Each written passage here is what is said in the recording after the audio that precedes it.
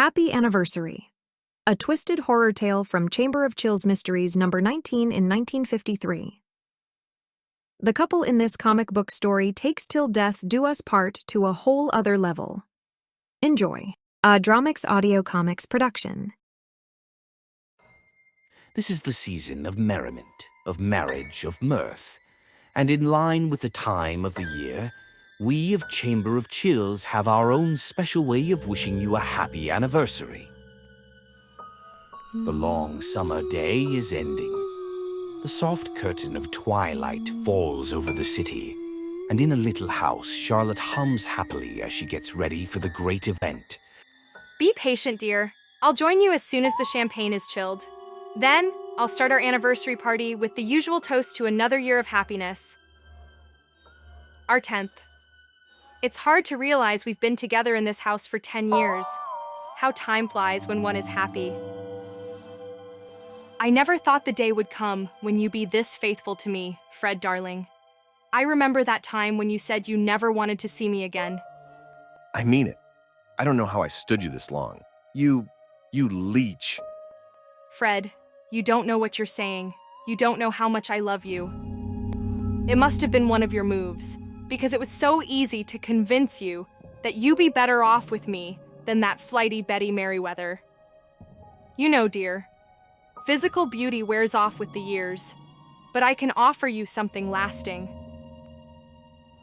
I get what you're driving at. We could live off your property for years. Okay, I take back what I said. Oh, Fred, such crude humor. Yet, I forgive you. I realize it's my culture and social standing, not my money that attracts you. Anything you say, just so we understand each other. If you like to be kidded, I won't stand in your way. I loved you madly then, almost as much as I do now. I remember after we were engaged, you broke that date with me. I tell you I forgot. And I tell you that you sneaked off to see that common, Betty Merriweather. Don't try to hide the truth from me. Look here, Charlotte. I agree to marry you, but I didn't sign myself over to you like a piece of property. You have no right to spy on me. But I did spy on you, and 2 nights later, I caught you with her. So, this is the appointment you had. Some little joke or some little joker you turned out to be. You cheap liar. You going to let her talk that way to you, Fred? Tell her what you think of someone who speaks of your fiancé like that, Fred. Why, she didn't mean anything. Charlotte did you, Betty? How dare you apologize for her? Tell her what you think of her. Tell her that she's a cheap little hussy with the character of an alley cat. Is that what you think of me, Fred?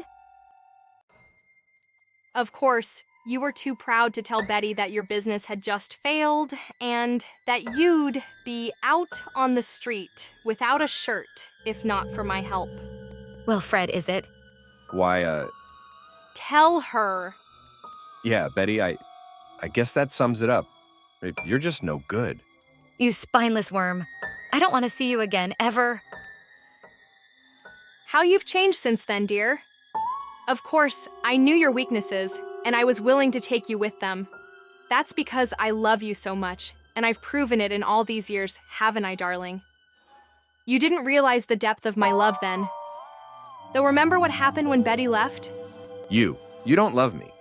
You just like the feeling of owning me as if I was a figure in your bank book. That was unkind, Fred. As you know now, could anyone have been a better companion? More understanding and tender than I have through the years. The champagne's ready and I'll be right in, dear. It's a fitting beverage for the 10 years of loyalty you've given me. 10 years that we've dined together. Listened to our favorite songs together, just the two of us, so blissfully alone. Yes, I never dreamed that you'd be so true to me, but it was easy to manage. Easy to make sure that you never leave me. I knew there would be more Betty Merriweathers. I knew you wouldn't lose your degraded taste for flashy women. That's why that night we were married. But that's enough of the unhappy, sordid past.